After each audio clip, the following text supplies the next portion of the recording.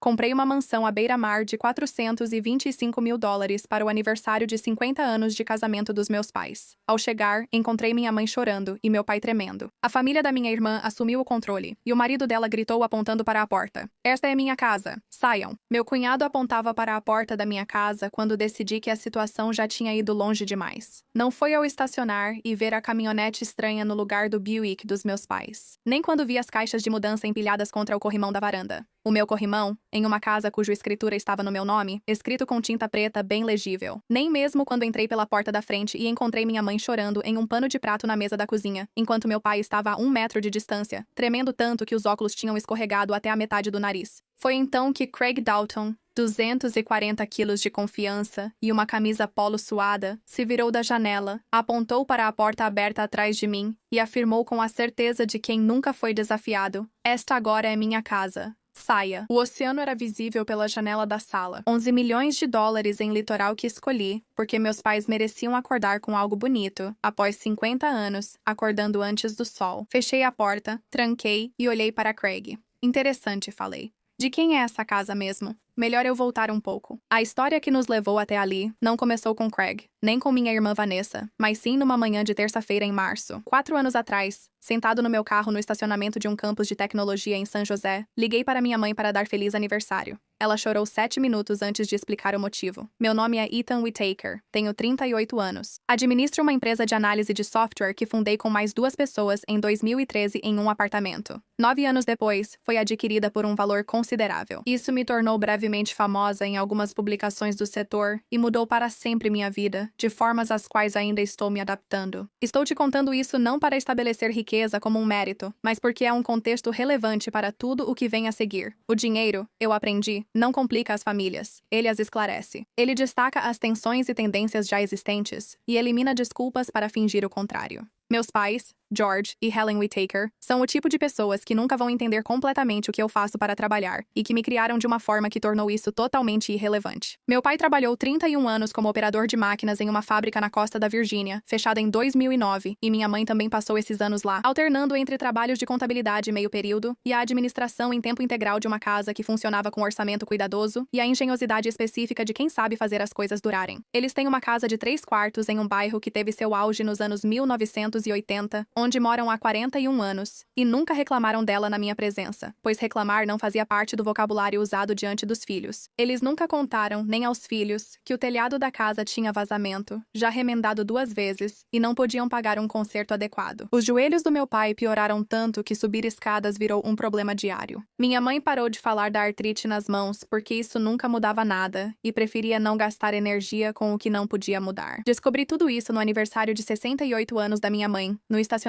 quando ela chorou por 7 minutos, pediu desculpas e disse que só foi um inverno difícil. Fiquei sentada no carro um tempo após desligarmos e depois liguei para minha advogada imobiliária. Vanessa Whittaker Dalton é 4 anos mais velha que eu, e faço questão de precisão, pois é essencial para contar essa história com justiça. Ela nem sempre foi quem se tornou. Minha irmã, quando crianças, dividia os doces de Halloween sem pedir e ficou 2 horas comigo durante uma tempestade aos meus 7 anos, porque eu tinha medo e ela escolheu ficar. Essa pessoa existiu. Quero deixar isso claro. Em algum momento na década de casamento dela com Craig Dalton, essa pessoa se tornou muito difícil de encontrar. Craig vendia seguros comerciais até 8 meses antes de me mandar embora, apontando para a porta. Ele ocupava o espaço de forma presunçosa. Ele parecia atravessar os cômodos como se tudo estivesse à sua espera, sua chegada sendo o verdadeiro evento e o resto mera preparação. Ele contava histórias longas só para exibir sua competência e ria das próprias piadas antes de terminá-las, algo com que tenho dificuldade de ser generosa. Ele e Vanessa tinham 2 meninos, de 9 e 11 anos, considerados boas crianças, apesar de enfrentarem o desafio de serem criados por pessoas com relação apenas comercial com dinheiro e quase nenhuma responsabilidade. Eu não desgostava de Craig por ele ser barulhento, rir demais ou chamar a casa dos meus pais de a casa velha, com um tom ao mesmo tempo afetuoso e desdenhoso. Não gostava de Craig porque, em 11 anos, vi o efeito dele na minha irmã. A mulher que ficou comigo na tempestade agora ria sem motivo, silenciava quando devia falar e, aos poucos, passou a julgar através de um homem indigno disso. Mas estou me adiantando. Meus pais buscaram a casa em abril. Não acharam. Eu a encontrei com uma corretora chamada Sandra Okonkwo, que tinha 20 anos de experiência no mercado imobiliário da região costeira da Virgínia e que entendeu exatamente o que eu procurava, sem precisar que eu explicasse 2 vezes. 3 quartos no térreo, essenciais para os joelhos do meu pai. Cozinha com janela ao sul, garantindo luz da manhã para minha mãe cozinhar. Uma varanda nos fundos voltada para a água, com espaço para as cadeiras de balanço do meu pai e silêncio para que pudessem sentar juntos, sem precisar falar. $425 mil. Cada centavo valeu. Registrei a escritura só no meu nome, com contrato de ocupação feito pela minha advogada. Jonathan Marsh, do Marsh Property, tem 16 anos de experiência em imóveis residenciais e escritório no prédio de vidro da Rua Granby. Isso estabeleceu meus pais como ocupantes permanentes, com direitos e proteções específicos. Jonathan havia sugerido essa estrutura. Ele me disse que isso os protege, e também protege o patrimônio de qualquer reivindicação de terceiros. Achei que ele estava sendo minucioso nos procedimentos. Ele foi profético e detalhista. Instalei um sistema de segurança antes dos meus pais se mudarem. Sistema Ring com 8 câmeras cobrindo todos os ângulos externos e principais acessos internos, backup em nuvem e aplicativo móvel acessível de qualquer lugar do país. O instalador Devant terminou 2 horas antes. Me ensinou a ler os registros de acesso. Agradeci e guardei a informação. Ao instalar o sistema, não achei que um dia usaria os registros de acesso. Meus pais se mudaram num sábado de junho e eu estava lá no fim de semana. Comemos caranguejo em caixas na varanda e vimos o pôr do sol sobre a água, enquanto minha mãe chorou,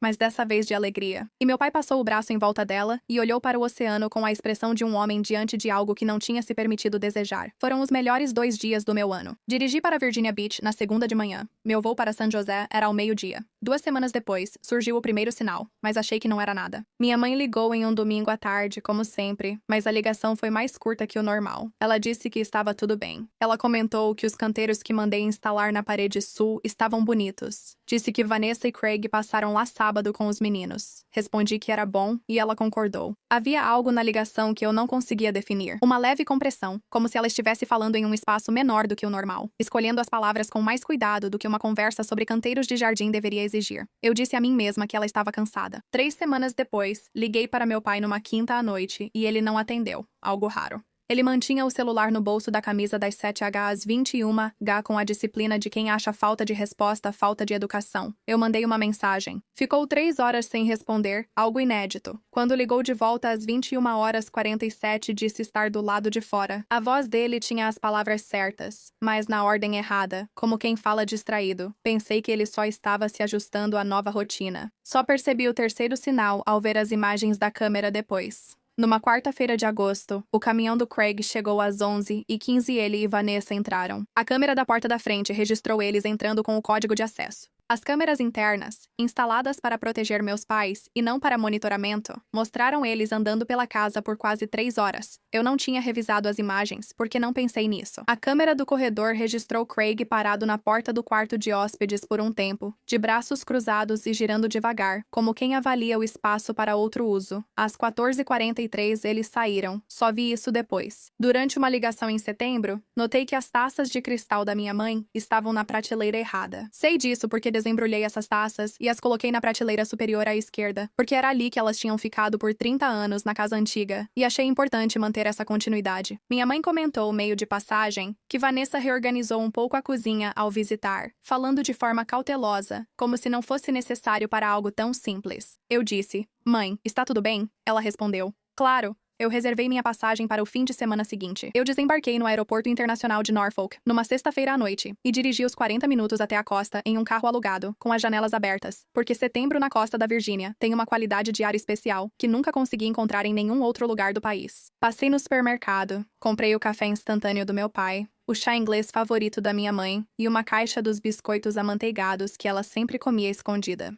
Virei na estrada da costa às 18h22. O caminhão do Craig estava na garagem, junto com um veículo que não reconheci. Uma van de carga alugada, com porta lateral deslizante, estava estacionada meio no gramado. Fiquei um tempo no carro e depois saí. A porta da frente estava destrancada. Isso era estranho, pois meus pais sempre trancavam a porta às 5, acreditando que deixá-la aberta trazia problemas. Entrei e logo percebi, pelo silêncio e pelo arranjo das coisas, que cheguei no meio de algo. A mesinha do corredor estava encostada na parede. Havia caixas de papelão, abas abertas, parcialmente embaladas, empilhadas na entrada. Eram caixas de mudança, não bagagem de visita, com um dispensador de fita adesiva ao lado. Ouvi minha mãe antes de vê-la, mas não eram palavras. Ouvi o som contido de alguém chorando, típico de quem já chora há um tempo e se constrange. Fui até a cozinha seguindo o som. Ela estava sentada à mesa com um pano de prato pressionado ao rosto. Estava usando sua blusa boa, aquela azul que ela usava em ocasiões especiais, o que não fazia sentido, e que só entendi depois. Ela tinha se arrumado porque hoje era para ser uma espécie de celebração, uma visita da família, e ela se vestiu de acordo, mas então as coisas deram errado, e ela ainda estava com a blusa boa. Meu pai estava parado perto da porta da cozinha. Os óculos tinham escorregado pelo nariz, o que acontecia quando suas mãos tremiam tanto que ele não conseguia realizar a tarefa simples de empurrá-los de volta. As mãos dele tremiam. Ele estava olhando para Craig. Craig estava parado no centro da cozinha de braços cruzados, e atrás dele, Vanessa encostada no arco entre a cozinha e a sala, segurava uma taça de vinho. O cristal da minha mãe. O cristal da minha mãe.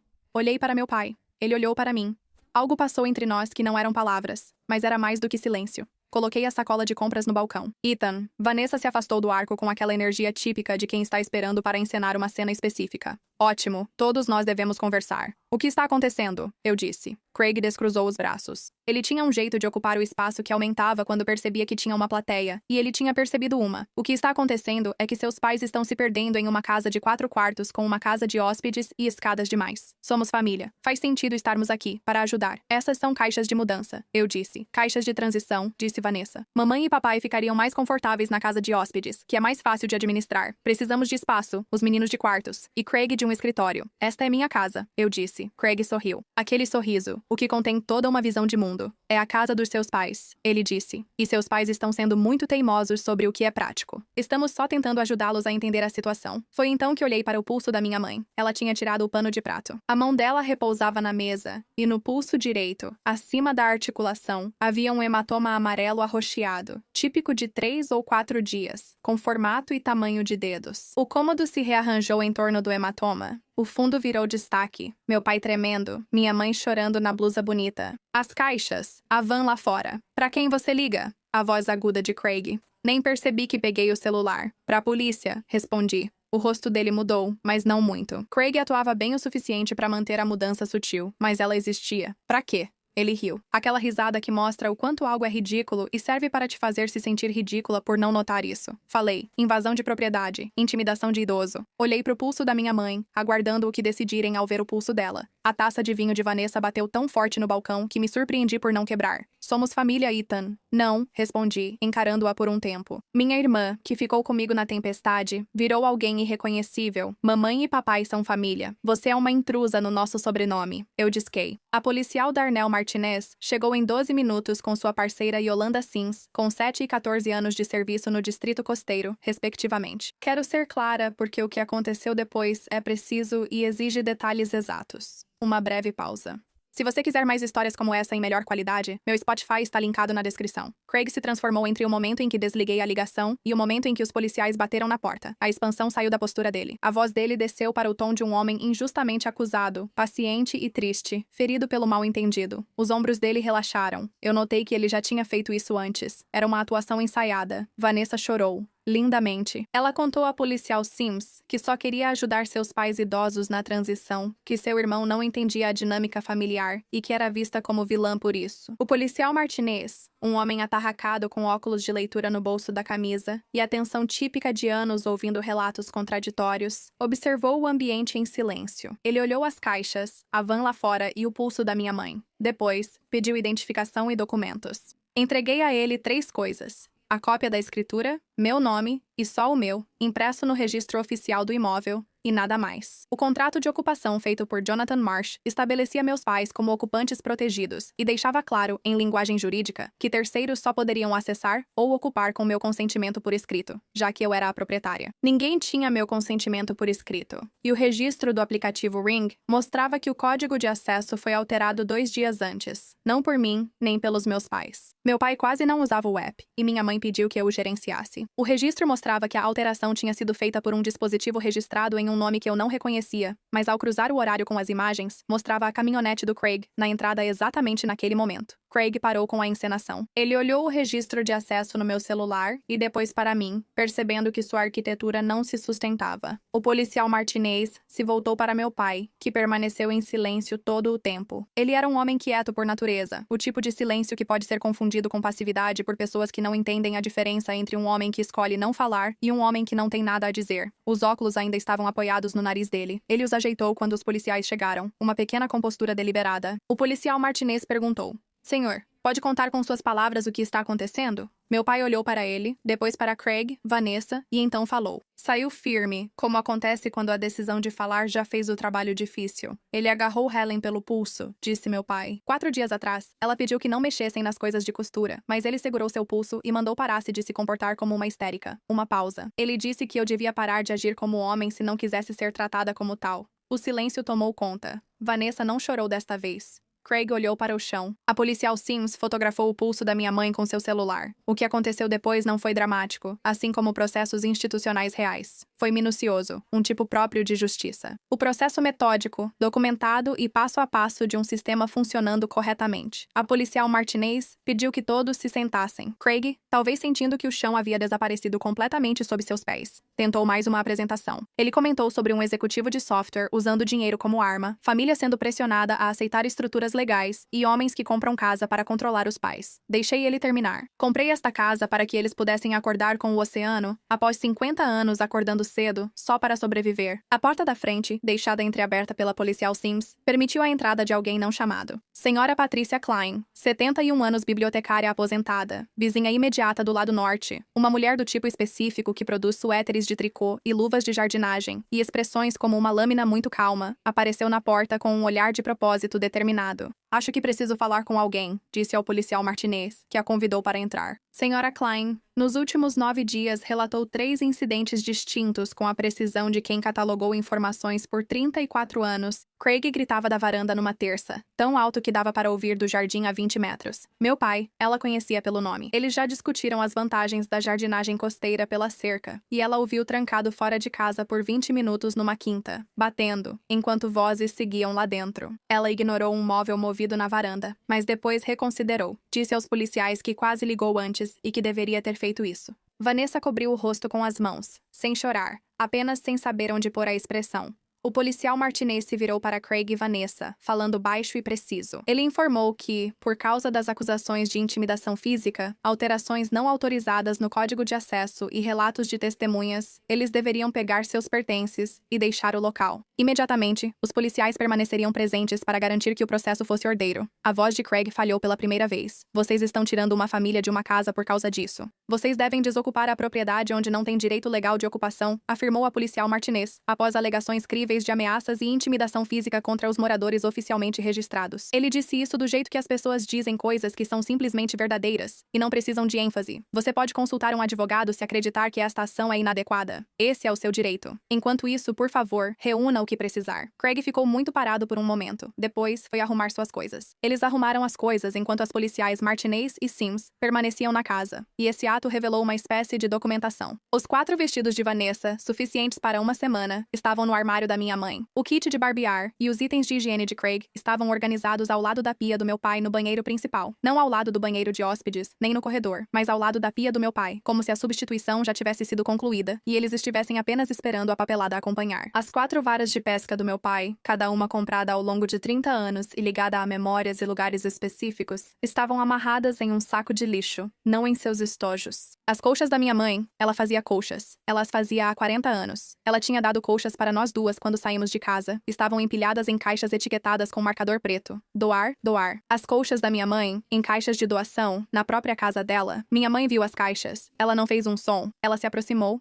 pegou a colcha de cima, um padrão de alianças de casamento duplas em azul e creme que ela tinha feito no ano em que meus pais se casaram, apertou-a contra o peito por um instante e depois a levou de volta para o quarto. Eu a segui. Ela colocou a colcha na cama e a alisou com as 2 mãos, do jeito que ela alisou as coisas a minha vida inteira, e não olhou para mim por um momento. Quanto tempo? Eu perguntei. Ela alisou a borda da colcha. Começou como uma visita, ela disse. Eles vieram há 3 semanas. Craig disse que ajudariam a gente a se ajeitar, e então eles simplesmente... Ela parou. Eu não queria te preocupar. Mãe, você trabalha tanto, Ethan. Eu me sentei na beirada da cama. Eu trabalho duro para que você não precise se preocupar com coisas assim, eu disse. Esse é todo o motivo de eu trabalhar tanto. Ela deu um tapinha na minha mão. Depois voltamos para a sala de estar. Meu pai estava no escritório. Eu o encontrei em pé na escrivaninha, onde alguém tinha deixado uma pilha de papel de impressora em cima da caixa da marinha dele. A caixa de madeira que ele guardava desde que eu me lembro, que continha suas medalhas de serviço, uma coleção de cartas do tempo em que serviu na marinha e uma bandeira dobrada do funeral militar do irmão dele, Roberto. Os papéis estavam empilhados sobre a tampa aberta da caixa, não ao lado, parecendo que o conteúdo só atrapalhava. Meu pai levantou a pilha de papéis sem olhar para eles e os colocou no chão. Ele colocou a mão dentro da caixa, pegou a bandeira, com as duas mãos, do jeito que você segura algo que exige esse tipo de cuidado. Ele a segurou por um momento. Ele se virou para Craig, que passava com uma bolsa pelo corredor.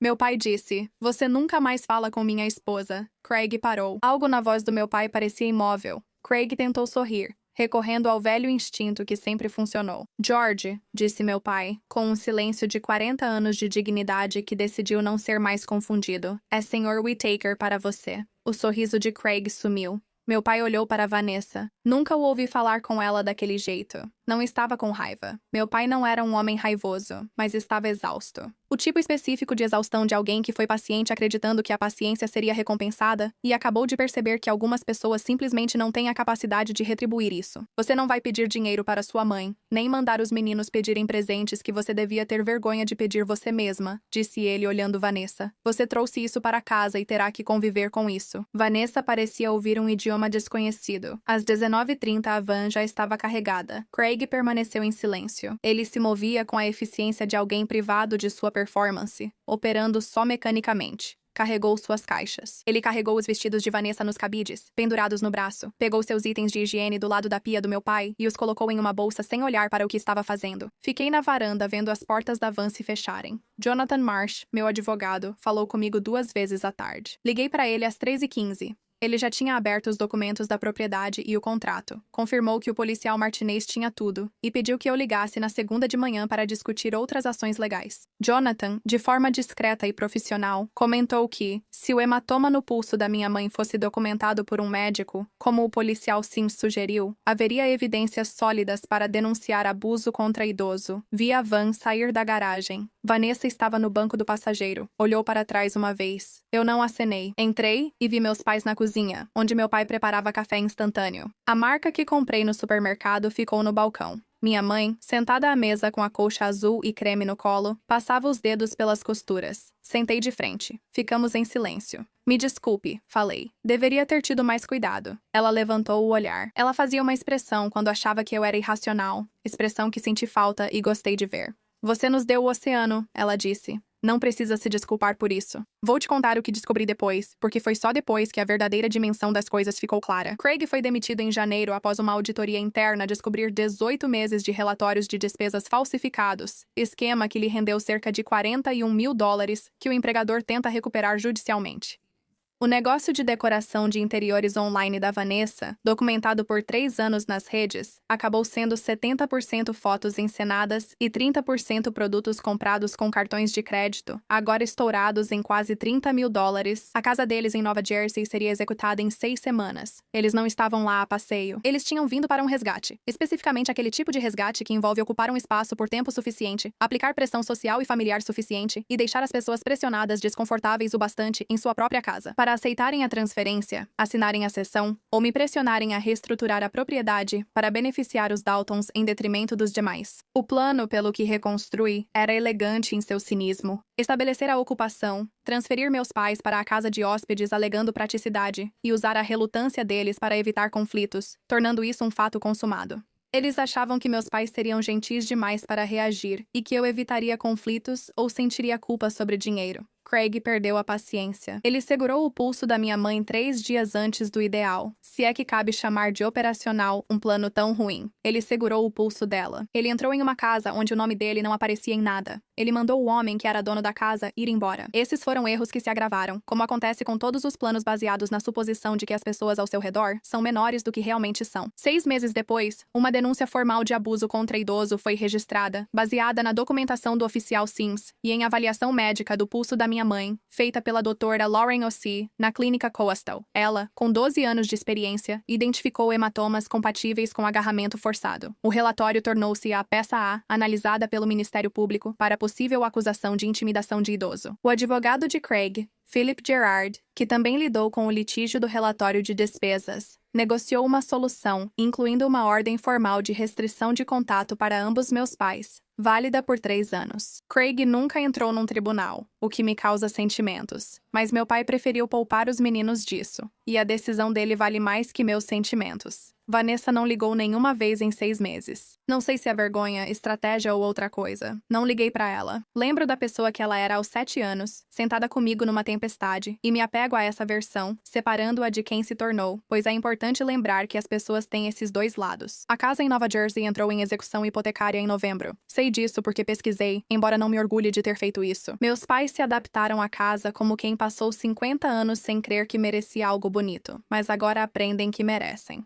Meu pai tem uma cadeira de balanço na varanda dos fundos e suas varas de pesca na garagem, devidamente guardadas desta vez em seus estojos. Minha mãe tem um canteiro de flores ao longo da parede sul que está indo melhor do que ela esperava. Ela fez uma colcha nova. Ela começou a colcha na semana após os Daltons partirem, um projeto para recuperar algo, e terminou em 8 semanas, muito rápido para minha mãe. Ela pendurou a colcha na parede da sala, de frente para a janela do mar. Estive lá no dia de ação de graças. Meu pai fez café às 6 e sentamos na varanda com casacos, no ar frio de novembro, olhando o mar. Ele parecia alguém que superou dificuldades e agora estava em outro momento, cuidadoso e sincero. Obrigado, Ethan, disse. Pelo quê? Por saber o que precisávamos antes de falarmos. Olhei para o mar. Ele olhou de volta, do jeito que o oceano faz. Paciente, indiferente, imensamente antigo, totalmente despreocupado com os pequenos dramas humanos que acontecem em suas margens. Vocês sempre fizeram isso por mim, eu disse. Ele assentiu. Terminamos o café. O sol nasceu sobre a água como sempre, e meus pais estavam lá para ver, pois esse sempre foi o verdadeiro sentido.